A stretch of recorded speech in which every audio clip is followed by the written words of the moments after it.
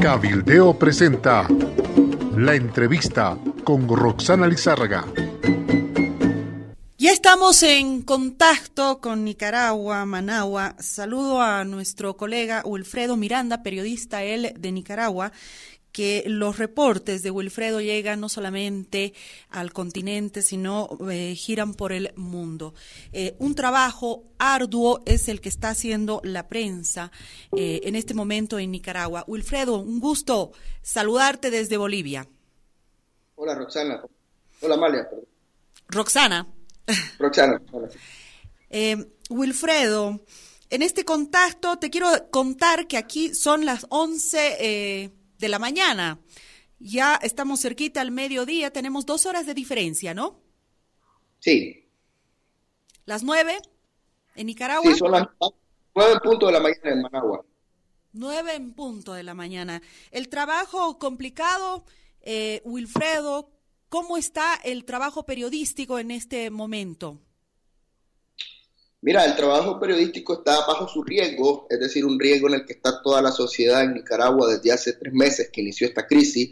El gobierno de Daniel Ortega ha desatado una represión absolutamente violenta a través de la Policía Nacional, pero en especial de paramilitares armados con fusiles de guerra al margen de la ley. Es decir, estos paramilitares están persiguiendo a todos los muchachos, a todos los ciudadanos que paralizaron el país por más de en estos 3 meses de protesta, levantando barricadas, levantando trincheras contra el gobierno autoritario de Ortega, y los periodistas no se han salvado de esta represión. Es decir, durante estos meses ya fue asesinado un colega llamado Ángel Gaona, y varios periodistas han sido golpeados, colegas míos han sido asediados, en mi caso personal amenazado en vía digital, entre otras restricciones, digamos, a la labor de informar en un contexto tan complicado como el de ahora. Wilfredo, sabemos que el trabajo es complicado de ustedes. Tenemos en este momento unas imágenes que quisiera que nos expliques, por favor, de qué trata. Además, quiero preguntarte cuál es la posición que tienen los nicaragüenses después de haber escuchado al presidente Ortega señalar que él no tiene nada que ver con las muertes, ni los paramilitares, ni los hombres armados, ni las intervenciones que se han registrado en la Universidad de Managua. ¡Asesino, psicópata! ¡Igual a la puta! Todo él puede hacer de su vida lo que él quiere. Es que Nicaragua es de él, el hijo de puta psicópata. ¡Asesino, Moclín, hijo de puta! ¡Pero te vas a ir! Es ese uno de los videos que captura Wilfredo Miranda. Explícanos en qué momento se da, en qué circunstancia. Ese video es súper reciente, sucedió apenas el sábado en una marcha ciudadana, una de las tantas marchas ciudadanas que han ocurrido en Managua en repudio a la represión de Daniel Ortega. Es decir, hay que recordar y poner en contexto a tu audiencia que esta crisis empezó el 18 de abril, empezó como unas reformas contra las reformas fallidas de la seguridad social, en el que Ortega quería subir los aportes que tanto empleadores, empleados, e incluso clavar un tributo del 5% a los jubilados. Entonces esto causó el repudio de la población. Ortega trató de acallar la voz de esta protesta ciudadana, inédita en estos 10 años que Daniel Ortega lleva al poder, en el que reformó la Constitución ilegalmente para reelegirse de forma indefinida, puso a su esposa, como vicepresidenta, Rosario Murillo, y ellos tenían básicamente el control de las calles. Y estas reformas a la seguridad social volcaron a la gente a las calles en una protesta inédita en estos 11 años consecutivos del gobierno de Ortega, y prontamente Ortega empezó a usar la represión para acallar la protesta ciudadana, y lo que causó esta represión, que pronto comenzó a dar muchos muertos, fue un repudio nacional, un repudio popular contra su régimen, que aparte de autoritario se volvió asesino, manchó sus manos de sangre. ¿Cuántos muertos se registran hasta este momento? Y se creía que después de la intervención, del llanto de los estudiantes, de la población nicaragüense que se registró la pasada semana, esto iba a parar y que ya la gente no se iba a animar a salir a las calles. Tú me dices que esta grabación la obtuviste el sábado. La gente decidió tomar nuevamente las calles. Te explico un poco. La gente no ha dejado las calles. lo que ha pasado es que el gobierno ha desatado una estrategia de terror, de represión a través de los paramilitares, que evidentemente ha ganado terreno en las calles, pero la gente sigue con la convicción cívica de seguir marchando, de seguir protestando, de seguir reclamando la salida del poder de Ortega y su mujer. Es decir, ayer domingo hubo marcha. Mientras ahorita hablamos, yo estaba reportando el caso en una ciudad al norte de Jinotega, donde los paramilitares asesinaron a 3 personas en el barrio Sandino, en esa ciudad, porque la gente todavía continúa con algunas barricadas defendiéndose de esta estrategia de terror. Pero Nicaragua ha demostrado, los nicaragüenses han demostrado una convicción cívica de querer seguir marchando pese al terror y pese a la negativa oficial o a esa realidad paralela que Daniel Ortega se ha inventado. Daniel Ortega dice que no controla a los paramilitares que en las calles gritan su nombre y lo loan a él. Daniel Ortega ya ha dado la espalda al clamor nacional de adelantar elecciones. Es decir, Ortega vive en una realidad paralela que no es la misma que vive la gente que está poniendo los muertos. Daniel Ortega niega los muertos. Son más de 300 muertos según organismos de derechos humanos, 268 según ha confirmado la Comisión Interamericana de Derechos Humanos. Es decir, es la peor matanza desde la posguerra en Nicaragua. Es decir, es la crisis humanitaria creo que más grande que enfrenta el hemisferio en la actualidad. Es decir, hay más de 500 reos políticos, hay decenas de desaparecidos, hay miles de heridos. Es decir, es un caso muy complejo que el gobierno de Ortega lo que hace es fingir una demencia absoluta. Es decir, la gente se ha indignado con las declaraciones que ha dado Daniel Ortega al no reconocer la matanza que está sucediendo en las calles. Mientras Daniel Ortega dijo ayer en una entrevista muy rara a Fox News que el país vuelve a la normalidad, hoy amanecemos con que 3 personas fueron asesinadas en Jinotega y ayer en Managua una estudiante de medicina de origen brasileño fue rafagueada por paramilitares y murió en el quirófano. Esta es la imagen de este estudiante. Tenemos una imagen de una persona tendida en el piso. ¿Esta imagen corresponde a este estudiante que recibió esta ráfaga?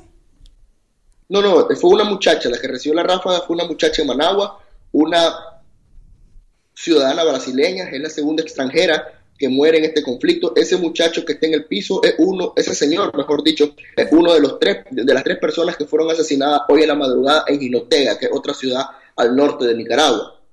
Estamos hablando de hace algunas horas, en la madrugada de hoy.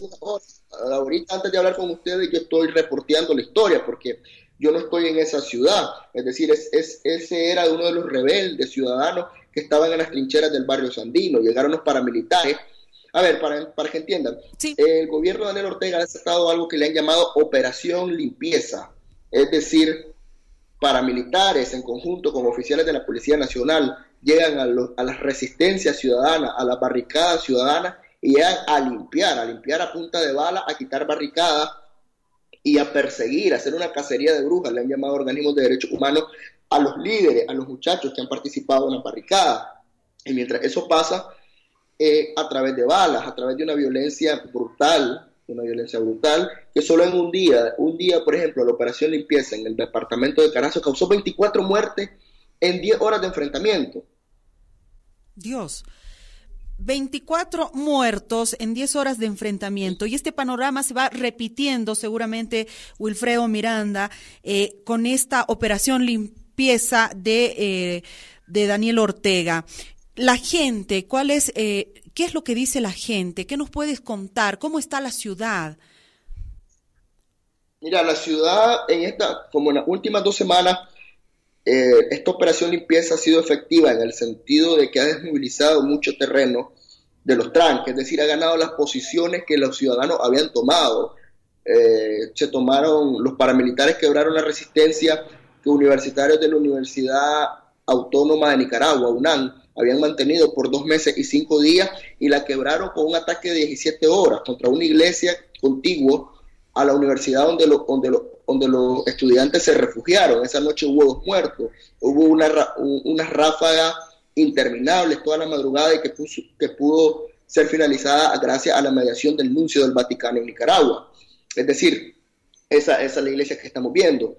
Y es decir, la gente tiene miedo, evidentemente la gente tiene miedo porque los paramilitares son tipos al margen de la ley, que te disparan sin mediar palabra, pero la gente, como te decía antes, tiene esa convicción de seguir marchando. Es decir, la gente ha vuelto a las calles después de semanas, de casi 3 semanas, de que nadie salía a la calle. Es decir, la vida en Nicaragua, la vida cotidiana se ha reconfigurado. A las 6 de la tarde vos no ves a nadie en las calles, no hay vida nocturna, los bares están cerrados por miedo a que te asesinen, es decir, por miedo a lo que te pase, lo que le pasó ayer a esta estudiante brasileña de medicina en Nicaragua. Volvía de un turno a las 11 de la noche, se dirigía a su casa y fue rafaleada. Ortega señala que no tiene nada que ver con los paramilitares. Esta fuerza de los paramilitares, ¿cómo sale? ¿Cómo surge?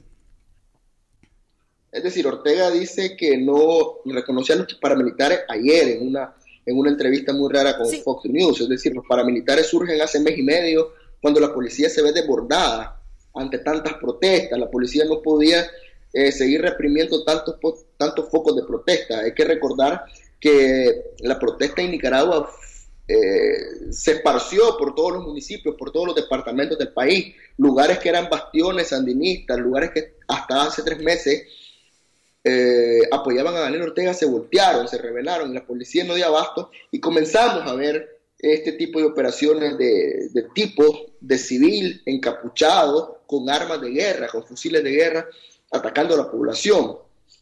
Hace 2 semanas, un prominente diputado Jacinto Suárez dijo que se trataba de policía comunitaria, que eran empleados del Estado que tenían derecho a defenderse. Es decir, Daniel Ortega cínicamente ayer dijo que no los conoce, pero hasta hace poco, el 19 de julio, en el acto del 39 aniversario de la Revolución Sandinista, que es el mayor acto de masas de Daniel Ortega hizo un llamado tácito, es decir, hay que reforzar la autodefensa. ¿De qué autodefensa hablamos aquí en Nicaragua? Es decir, el fenómeno de los paramilitares es un fenómeno nuevo y que le ha permitido al gobierno un poco ganar posiciones que los ciudadanos tenían tomado.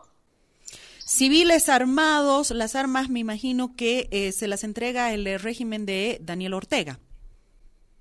Esa es la gran pregunta, y es la gran pregunta que se le hace al ejército de Nicaragua. El ejército de Nicaragua hasta ahora trata de vender la imagen de que se mantiene al margen de la crisis, es decir, que no se va a meter, que se mantiene, según ellos, distante. Pero ¿cómo pueden sacar civiles armados AKs, ametralladoras, fusiles RPG-15, incluso en algunos casos lanzacohetes? Es decir, ¿quiénes tienen esa arma? Constitucionalmente solo las tiene el Ejército y la Policía Nacional. Es decir, ¿de dónde esta legión de encapuchados, civiles, paramilitares, sacan armas de ese calibre? Esa es la gran pregunta que se hace toda la población en Nicaragua. Y en caso de que el Ejército se mantenga al margen, el Ejército tiene la obligación constitucional de desarticular cualquier fuerza armada al margen de lo que establece la ley, la Constitución, que solo ellos y la policía pueden tener este tipo de armas. Y el ejército en este momento no está interviniendo, no está defendiendo a los ciudadanos, está tomando una posición como si fuera un extraño dentro de Nicaragua, y esto llama la atención, sin duda. Sí, así es. O sea, el ejército dice que se mantiene al margen, pero cada día surgen nuevas sospechas de que el ejército tiene algo que ver con estos paramilitares. Es decir, yo he entrevistado a varias esposas de exmilitares que se negaron a formar parte de los paramilitares y están presos y los están acusando de terrorismo. Es decir, según esas denuncias, que no tengo mayores pruebas, pero según estas denuncias de los familiares, han sido personas del ejército las que han llamado a estos exmilitares y a invitarlos a unirse a estas fuerzas irregulares. Exactamente, pero además se hablaba de que Daniel Ortega quería iniciarle un proceso a la cúpula de los universitarios en Nicaragua por terrorismo, ¿no es cierto? Los iba a llevar a los estrados judiciales. Mira, la semana pasada el régimen de Daniel Ortega aprobó 2 leyes, y una de esas leyes criminaliza taxativamente el derecho a protestar. Criminaliza el hecho de que vos lleves agua a una trinchera ciudadana, que lleves víveres a una trinchera ciudadana, vos estás cayendo en terrorismo, según una nueva definición de esta ley que criminaliza la protesta. Ya hay casos, hay más de 100 casos judicializados contra manifestantes, pero en especial contra líderes de la Alianza Cívica por la Justicia y la Democracia. Esta alianza aglutina a empresarios, a estudiantes, a movimientos feministas, a movimientos indígenas, es decir, un frente común contra Ortega, que ya están sufriendo esta represión judicial. Medardo Mairena, uno de los líderes campesinos que ha organizado todos estos tranques, tiene 2 semanas preso. Fue capturado en el aeropuerto cuando se dirigía a una actividad de solidaridad en Estados Unidos y lo están acusando, le han presentado cargos formales por terrorismo. En este caso, ¿qué dice el pueblo nicaragüense cuando se creía que Daniel Ortega tenía un espíritu luchador cuando entra al gobierno, sandinista, luchador por los derechos, cuando cambia la figura y decide perpetuarse en el poder, y tomar las armas, ser un dictador como Somoza, como lo tuvo ya tu pueblo? Mira, hay que dejar claro que el gen asesino a Ortega no se le levantó ahorita en abril. Ortega logró consolidar desde 2006, cuando volvió al poder, un gobierno absolutamente autoritario, un gobierno que controla el poder judicial, que controla la Asamblea Nacional, que controla el poder electoral, y desde ahí ha sido uno de sus fuertes. Desde 2008 en Nicaragua no hay elecciones libres. Lo que sucede es que han habido sistemáticos fraudes electorales. Es decir, Ortega ha consolidado un poder omnímodo que venía reprimiendo selectivamente. Es decir, en las montañas de Nicaragua habían campesinos que se habían levantado contra Ortega porque no habían elecciones libres, porque en este país la cedulación, el ID, no sé cómo lo conocen ustedes, era partidario, y Ortega comenzó a asesinó a 40 personas. Lo que pasa es que eran en la ruralidad, en lugares remotos, que no causaba mayor noticia a nivel nacional ni a nivel internacional. Es decir, Ortega se llena las manos de sangre cuando ve el país levantado y comienza a mandar a disparar a los manifestantes y a armar a los paramilitares. ¿Y la gente tiene temor en este momento en Nicaragua? ¿Vive con temor? En Nicaragua se vive con zozobra. Por zozobra, porque cuando yo te digo que los paramilitares están en las calles, es porque todas las ciudades, la mayoría de las ciudades donde ha habido focos de resistencia, están militarizadas. Aunque Daniel Ortega diga que no reconoce a los paramilitares realizan labores de patrullaje en conjunto con la Policía Nacional.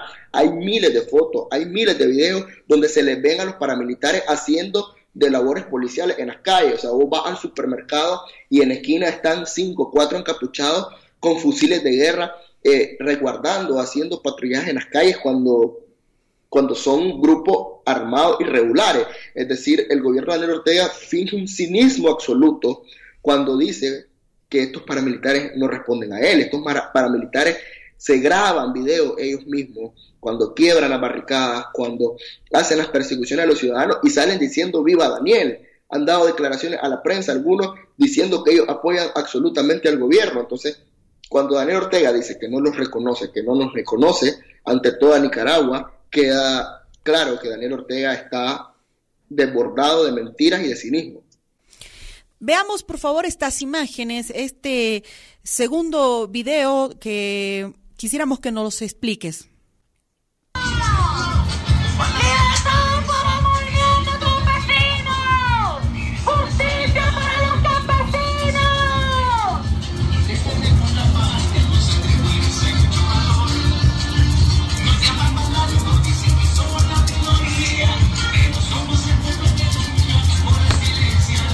Ese video es precisamente de una de las últimas marchas que hubo el sábado, y ahí lo que están reclamando esas personas es la liberación de Medardo Mairena, el líder campesino que te hablaba, que es parte de la Alianza Cívica, la Justicia y por la Democracia, que fue apresado acusado de terrorismo por coordinar los tranques a nivel nacional. Es decir, el movimiento campesino es un movimiento muy fuerte en el Nicaragua, y fueron los que básicamente instalaron la mayoría de los 136 tranques que obstaculizaban las principales vías de las carreteras de Nicaragua. ¿Qué pasa con las familias que perdieron a sus hijos? Estamos hablando de más de 200 muertos, 268 exactamente, que ha contabilizado derechos humanos. Hay más decenas de desaparecidos, 500 presos hasta el momento en Nicaragua.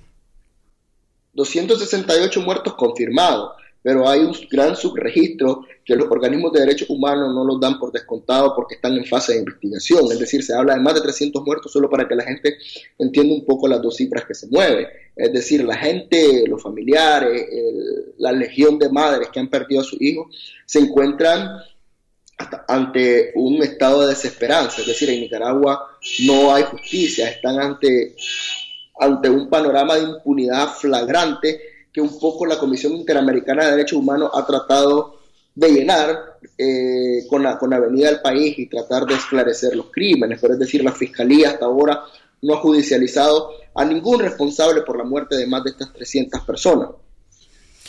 Debo decirte que lastimosamente en Bolivia el presidente Evo Morales ha respaldado al régimen de Daniel Ortega. Te comento que la mayoría de los bolivianos no está de acuerdo con esto y una situación parecida con la toma de los poderes se vive también en nuestro país. Sí, es decir, Evo tiene hermano, por llamarlo de alguna manera, de Daniel Ortega. O sea, Evo le dijeron que no y recurrió a un fallo constitucional para reelegirse, como lo hizo Ortega en 2011. Y ¿qué te digo? O sea, la semana pasada la Organización de Estados Americanos, OEA, aprobó una resolución de condena contra el gobierno de Daniel Ortega. Los únicos que respaldaban en la discusión plenaria a Daniel Ortega y justificaban la brutal represión que ha ejercido contra Nicaragua es precisamente Venezuela, San Vicente y la Granadina y Bolivia, aunque Bolivia al final no votó ni en contra ni a favor de esta resolución, simplemente se abstuvo. Pero es decir, el apoyo de Evo Morales y Nicolás Maduro a Ortega describe un poco la naturaleza de estos regímenes muy parecidos, estos regímenes autoritarios, y que en el caso de Venezuela y Nicaragua han mutado a tintes tan violentos, a tintes tan lamentables, de que estamos hablando de centenares de personas asesinadas. Yo sé que conoces mucho de la política internacional también. ¿Cuáles son las similitudes Nicaragua-Bolivia? Creo que que Evo trata de emular a Ortega en el sentido de romper las reglas democráticas para perpetuarse en el poder. Es decir, Evo por lo menos tuvo la decencia, llamémosle así de alguna manera, de pedirle la consulta a los bolivianos, de decir, ¿me quedo o no? O sea, le dijeron no, y entonces después, como le dije, no pudo por las buenas, lo hace por las malas, recurre a un fallo judicial. Ortega hizo lo mismo, pero Ortega no nos preguntó a nosotros si queríamos reelección. Es decir, la Constitución de Nicaragua taxativamente prohibía la reelección en Nicaragua, precisamente porque veníamos de una dictadura de los Somozas que se reeligió él y su familia al antojo. Es decir, Ortega quebró ese candado constitucional, se perpetuó en el poder y a la postre nos montó a su mujer como vicepresidenta.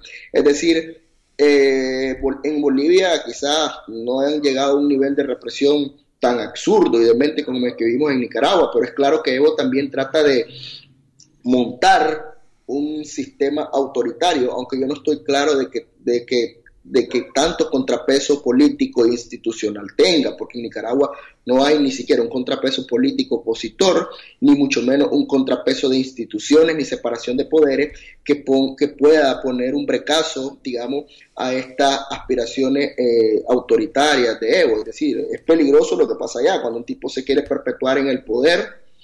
Creo que es necesario no decir que vaya a suceder lo mismo en Nicaragua, pero sacar un poco de apuntes de lo que puede derivar cuando un presidente logra tener poderes sin límites, como sucede en Nicaragua. La Iglesia, un enemigo de Daniel Ortega, los universitarios enemigos de Daniel Ortega, la democracia es enemiga de Daniel Ortega, la libertad es enemiga de Daniel Ortega. ¿Qué se espera en los próximos días, en el próximo tiempo en Nicaragua? ¿Qué es lo que va a pasar con este pueblo? Han pedido auxilio, un auxilio al mundo que creo que no ha llegado a tiempo. Daniel Ortega está solo, incluso los empresarios, que eran los que le brindaban